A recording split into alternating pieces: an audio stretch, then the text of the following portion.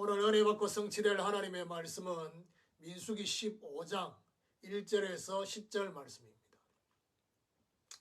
민수기 15장 1절 10절 여호와께서 모세에게 말씀하여 이르시되 이스라엘 자손에게 말하여 그들에게 이르라 너희는 내가 주어 살게 할 땅에 들어가서 여호와께 화제나 번제나 서원을 갚는 제사나 낙헌제나 정한 절기 제의 소나 양을 여호와께 향기롭게 드릴 때에 그러한 헌물을 드리는 자는 고운 가루 10분의 1에 기름 4분의 1 흰을 섞어 여호와께 소제로 드릴 것이며 번제나 다른 제사로 드리는 제물이 어린 양이면 전제로 포도주 4분의 1 흰을 준비할 것이요 수양이면 소제로 고운 가루 10분의 2에 기름 3분의 1 흰을 섞어 준비하고 전제로 포도주 3분의 1 흰을 드려 여호와 앞에 향기롭게 할 것이요 번제로나 서원을 갚는 제사로나 화목제로 수송아지를 예비하여 여호와께 드릴 때에는 소제로 고운 가루 10분의 3 에바에 기름 반 흰을 섞어 그 수송아지와 함께 드리고 전제로 포도주 반 흰을 드려 여호와 앞에 향기로운 화제를 삼을지니라. 가나안에 들어가게 하시는 목적이라는 제목으로 말씀을 증거하기로 합니다. 지난 주간에 말한 대로 갚아주시는 하나님이라고 말씀 증거했습니다. 하나님을 향한 원망의 말을 하나님은 아주 사실적으로 들으셨다. 그러면서 말하냐 들린 대로 행하신다는 것입니다. 그리고 구체적으로 그 불신앙의 고백들을 그대로 구체적으로 갚아주시겠다. 10명의 정탐꾼의 보고 2명의 여호수아 갈렙의 고백대로 하나님은 갚아주시겠다. 이제 이러다 보니까 뒤늦게 그들이 올라가겠다라고 하나님의 사람 모세가 올라가지 말라고 단순히 올라가느냐 올라가지 않느냐 이런 문제가 아닌데 그렇게 접근을 했습니다. 이해하지 못하는 백성들이었습니다.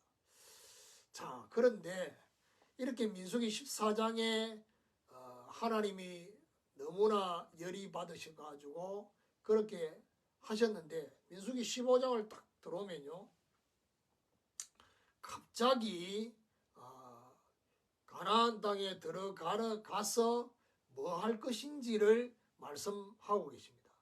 이것은 이스라엘 백성들이 가나안에 들어가게 하시는 하나님의 목적을 지금 다시금 잊어진 상태가 아닌가. 하나님은 다시금 확인시켜주고 싶은 시간이 지나면서 이들에게 가나안에 들어가게 하는 그 목적이 없어지게 됐다. 그래서 오늘 하나님이 원하시는 가나안에 들어가게 하시는 목적을 저와 여러분이 회복하게 되기를 주님의 이름으로 축원합니다. 자, 그러면 첫 번째로 이스라엘이 기대하는 가나안입니다. 자, 이스라엘 백성들이 생각하는 그 가나안, 어떤 가나안이겠습니까? 그들이 기억하고 붙잡고 있는 언약은 출애굽기 3장 7절 8절에 보니까 하나님이 모세에게 주셨던 그 말씀, 바로 이 고통당하는 애굽에서 가나안 땅으로 인도하시겠다라는, 그러면서 여러 가지 말이 있는데 그 중에 아름답고 강대한 땅, 그들이 마음에 담고 있는 가나안 땅이죠. 노예에 해방되어져서 아름답고 강대한 땅에 살 것이다. 신명기 8장에 보면요, 그들의 후대들까지도 생각하고 있던 그 부분 중에 하나가 뭐냐, 이 틀린 게 아닌데 실제로 가나안 땅은 모자람이 없고 부족함이 없는 옥토다. 근원의 복을 주실 옥토를 바라보는 땅에 대한 것들이 굉장히 많지요. 그러면서 신명기 8장 17절 18절 보니까 재물 얻을 능력, 강야를 통과하면 재물 얻을 그릇이 준비될 거라고 생각하고 있습니다. 이스라엘이 기대하는 가나안은 그야말로 육신적이고 서론적인 것으로만 이해했습니다. 자, 이 말은 무슨 말이냐면 육신적이고 서론적인 거 없냐? 있습니다. 그런데 그것으로만 이해했다. 백성들은 영적인 것이 없이 육신적으로만 가나안을 바라보고 있습니다. 자, 이러다 보니까 어떤 문제가 생기냐? 힘든 강야 생활, 그리고 안악산지와 같은 가나안. 이러다 보니까 육신적으로 보니까 결국 포기하고 싶었던 가나안이 되어진 것입니다. 혹시 저와 여러분이 신앙생활을 하는데 내가 하나님의 자녀되고 구원받고 이 땅에서 저와 여러분 어떠한 삶을 기대하고 있는지, 혹시 이스라엘이 기대하는 가나안처럼 육신적이고 서론적인 것만 얻고자 하는 그리스도가 아닌가, 이를 생각해 봐야 됩니다.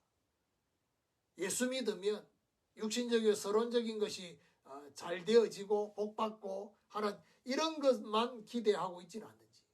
자, 뭐 틀린 건 아니지만은 그게 전부가 아니라는 것입니다. 두 번째로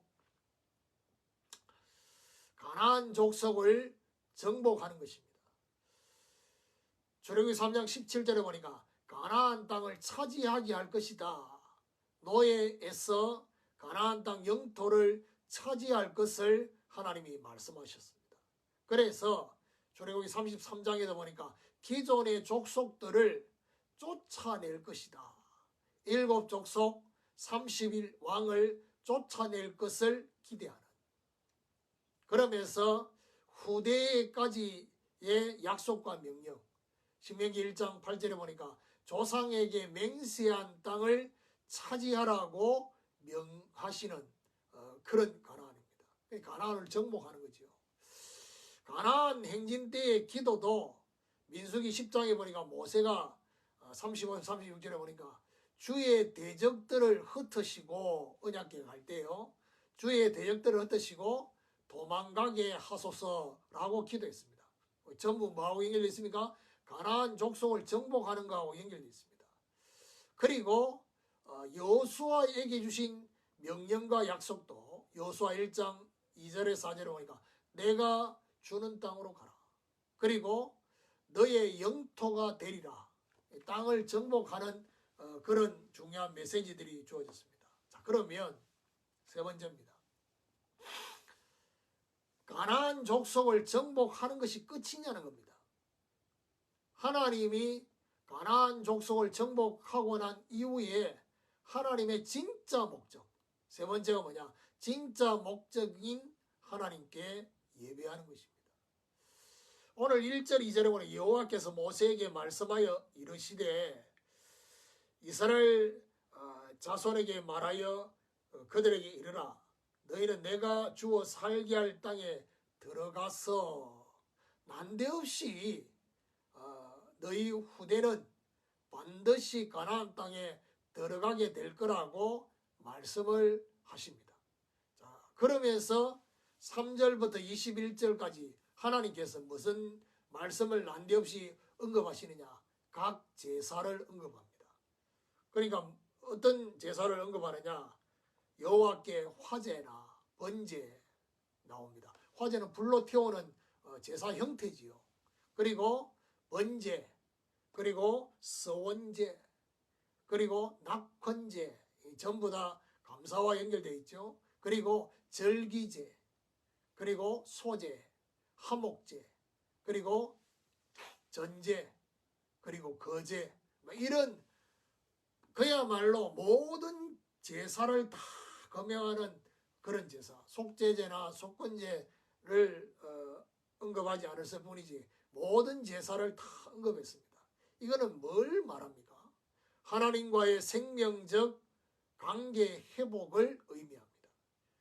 그리스도 피의 언약으로 생명적 관계를 회복하라는 것입니다. 하나님 주신 것으로 감사하는 참된 감사로 하나님께 영광을 돌리라는 의미가 있습니다. 그러면서 우리가 그 내용 중에 14절 15절을 보면요. 너희 중에 거류하는 타국이나 너희 중에 대대로 있는 자나 누구든지 여호와께 향기로운 화제를 드릴 때에는 너희가 하는 대로 그도 그리할 것이라. 회중 곧 너희에게나 거류하는 타국인에게나 같은 율례니 너희의 대대로 영원한 율례라. 너희가 어떠한 대로 타국인도 여호와 앞에 그러하니라. 타국인까지 이 율례를 함께 지키는, 그 말은 무슨 말이죠? 타국인까지 예배하게 하는, 하나님은 전도와 선교를 마음에 담아두고 있습니다. 전도와 선교로 모두가 하나님께 예배하게 하는, 이것이 바로 가나안을 들어가게 하시는 목적이라는 것입니다. 저와 여러분, 어떤 면에서 우리 신앙생활이 영적인 싸움, 영적인 전투를 통해서 그야말로 뭐죠? 영토를 확장하는, 가나안 땅 족속을 정복하는, 여기에 집중되어 있다 보면 그것이 끝이 아닌데 그게 어떤 면에서 끝인 것처럼, 그렇죠. 결국 하나님께 참된 예배를 회복하도록 하기 위한 것이다 라는 사실입니다. 결론입니다. 가나안에 들어가게 하시는 목적, 가장 먼저가 되는 것이 바로 뭡니까? 하나님과의 생명적 관계, 예배하는 것입니다. 예배하지 못하게 하는 족속들이 이미 버티고 있습니다. 그래서 그들 가나안 족속들을 쫓아내는 것입니다. 언약궤를 따라갈 때 하나님의 나라가 임하면서 그 땅을 차지하게 된 것입니다.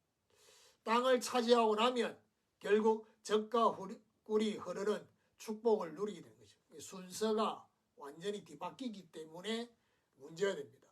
그래서 온전한 예배가 회복될 때, 그때 하나님은 재물 얻을 능력도 주시게 되어진다는 사실. 오늘 하나님께 예배하기 위한 가나안, 원래의 것을 회복하는 축복이 있기를 예수 그리스도 이름으로 축원합니다.